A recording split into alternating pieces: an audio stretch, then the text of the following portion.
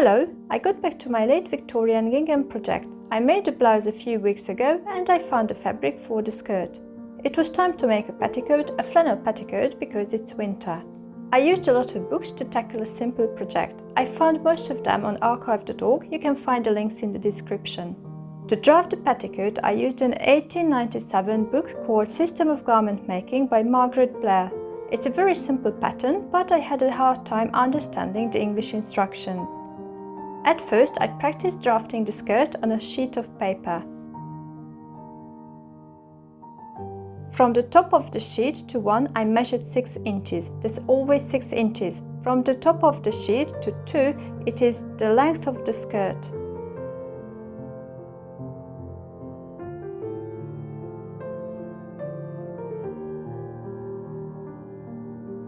The line I drew from 1 is the hip line. In the table you can check how much you need to measure from 1 to 3. The table works with half of the hip measurement. I drew a line from 2 and on this line I measured the width of the skirt. This figure can be found in the table as well.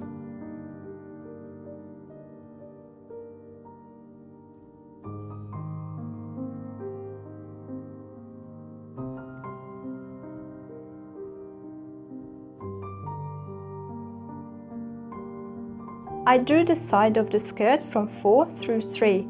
On this line I marked the length of the skirt.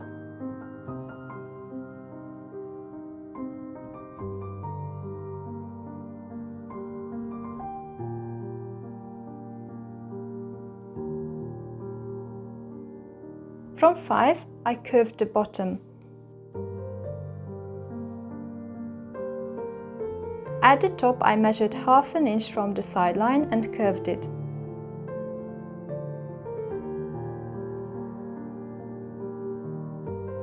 On the edge, which actually is the center fold of the front, I measured down half an inch and curved the waistline.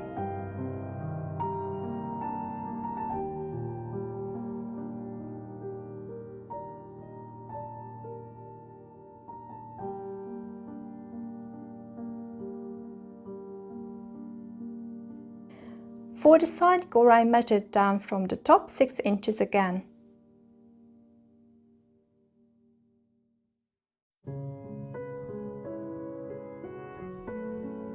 On the hip line I marked the figure the table gave me.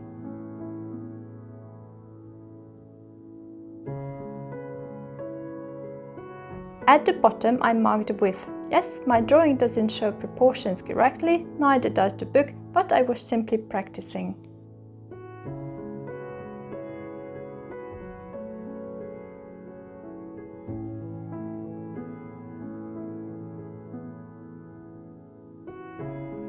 On the sideline I measured the length.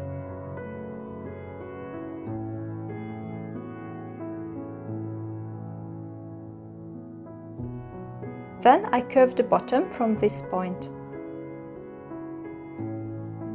At the top I marked half an inch on both sides and curved the lines.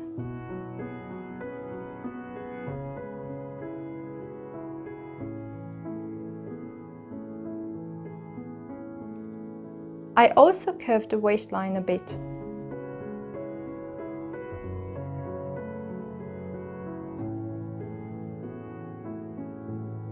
You don't need to draft the back gores, you only need to cut rectangles.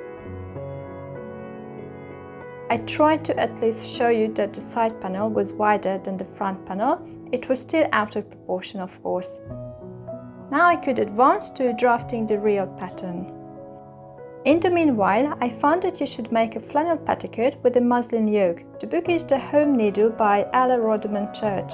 I found the 1904 edition of the book of my pattern, which wasn't the right year, but it showed me how to draft the yoke. On the left hand side and on the top of my paper I measured 1/3 of my waist measurement and the width I wanted my yoke.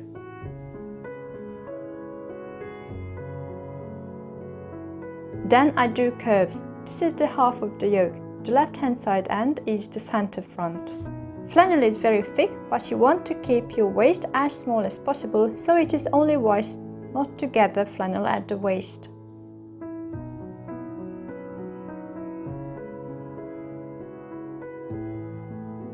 Before cutting into the fabric, I measured the width of the yoke on the pattern pieces and cut them shorter.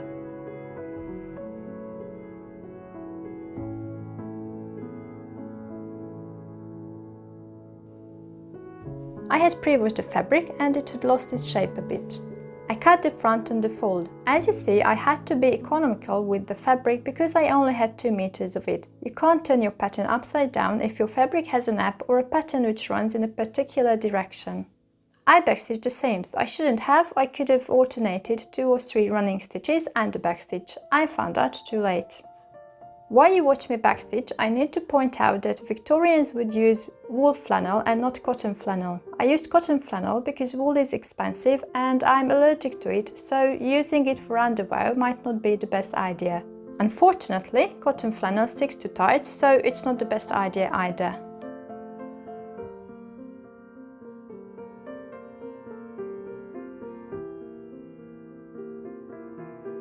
To keep flannel seams flat, you need to leave the edges raw and catch stitch them. This stitch is also called cat stitch or herringbone stitch. For petticoats, it is advisable to treat the 2 edges in the seam as one. I trimmed the edges 1/4 of an inch wide.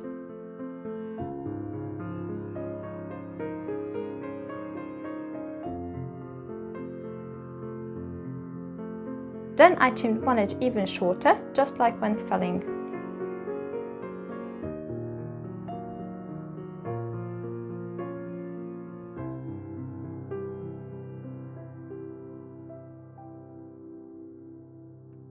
Now, using thin white thread on fluffy white fabric needs very good eyes, which I don't have.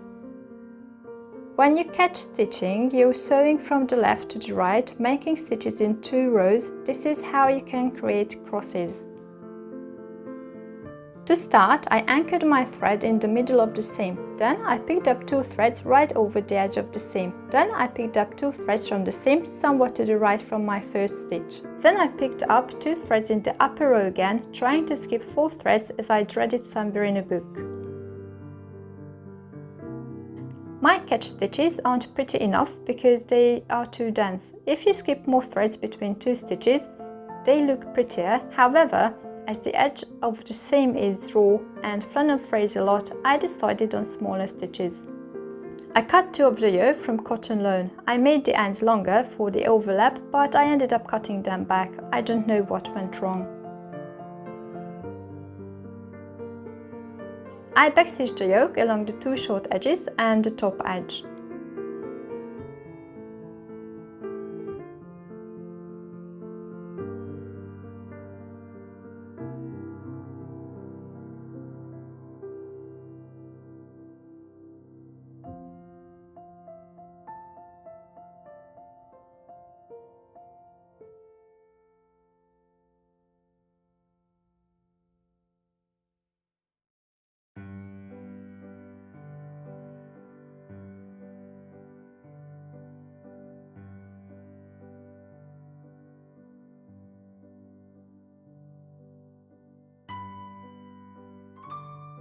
I clipped the corners.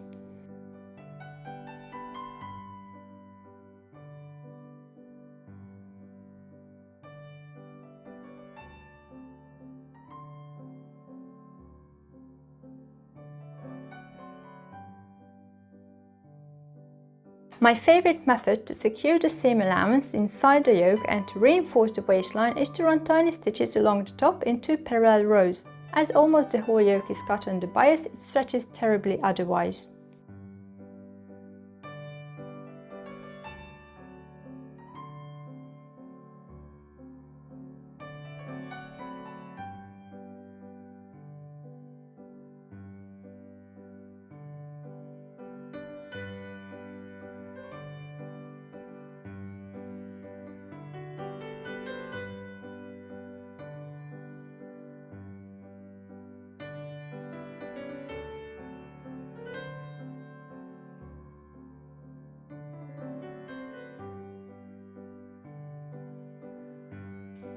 For the back gore, I cut a rectangle the length of the skirt without the yoke and 37 inches wide. You need 2 of them and can even make them wider if you're not using thick flannel.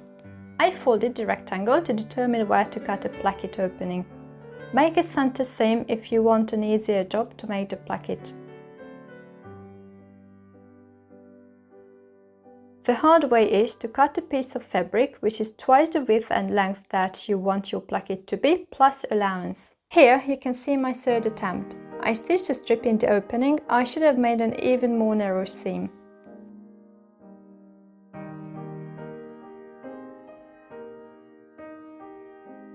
In the corner I stitched very close to the edge of the opening.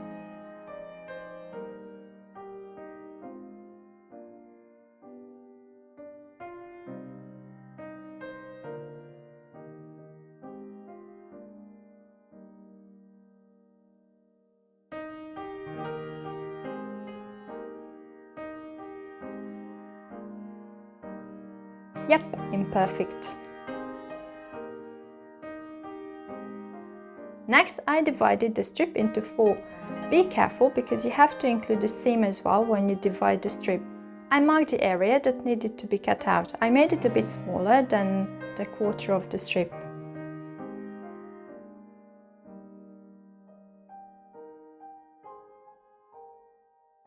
I cut it out.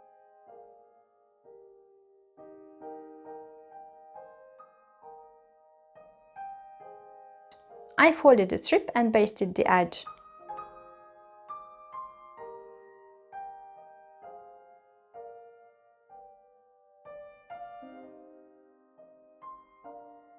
Then, because my fabric was thick, I decided to cut the allowance of the top quarter and catch stitch the edge.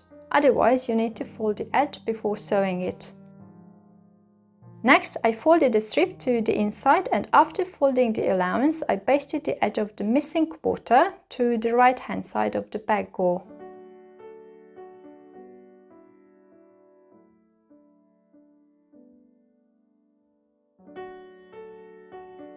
It looks like this from the wrong side. I'm sorry if nothing I said makes sense. It's extremely difficult to explain something that I myself don't understand at all.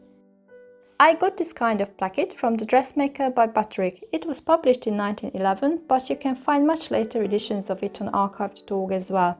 I didn't comprehend a word in the book, so I just looked at the picture and reinvented the thing. Only now did I sew the side back seams of the skirt. I finished the placket later, wait for it.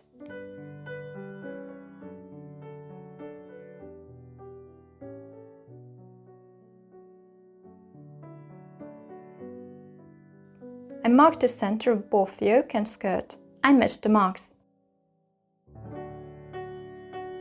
After basting the two together, I spent considerable time backstitching. I sewed the yoke on from about side to side and at the placket.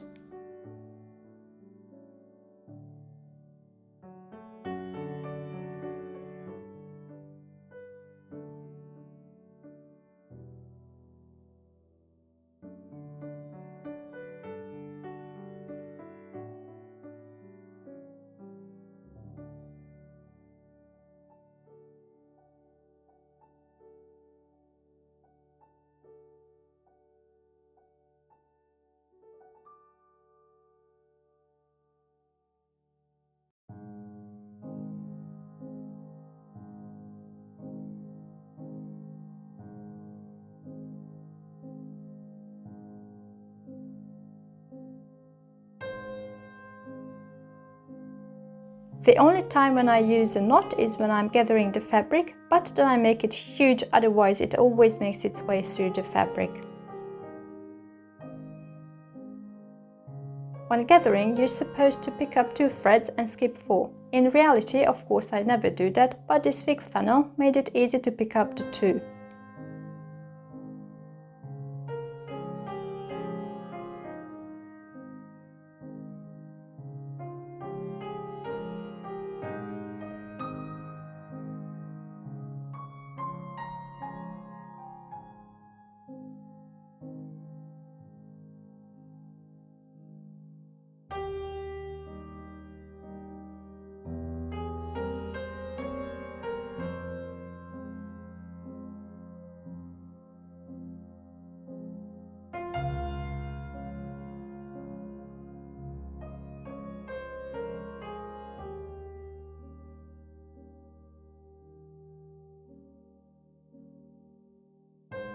I spread the gathers relatively evenly.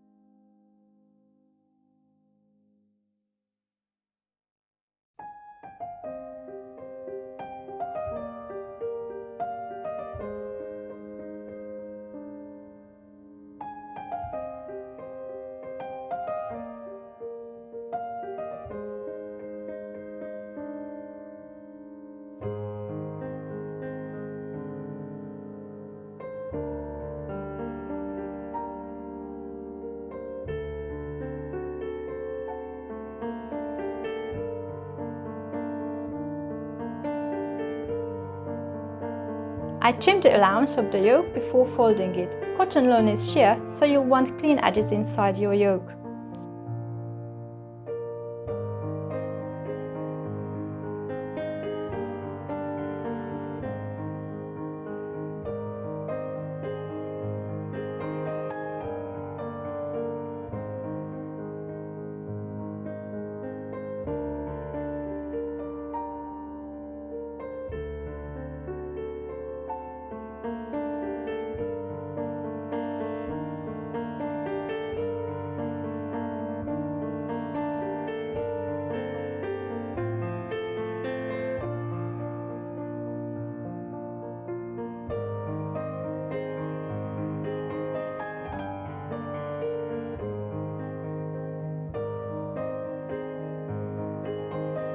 I basted the edge and then top stitched it on the inside, making no visible stitches on the outside.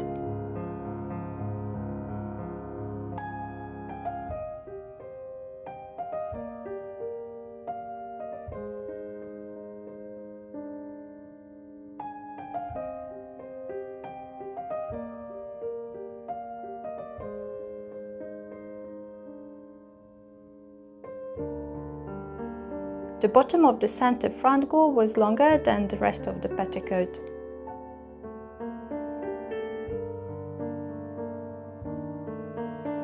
I measured the petticoat to my Victorian walking skirt. I didn't want to make it too much shorter, but I would have needed a wide hem. However, I didn't have enough fabric in the bottom. And I also wanted to be able to wear it with my linen walking skirt as well, so I decided on a narrow hem. I folded the bottom twice and basted it. Then I feather stitched the hem.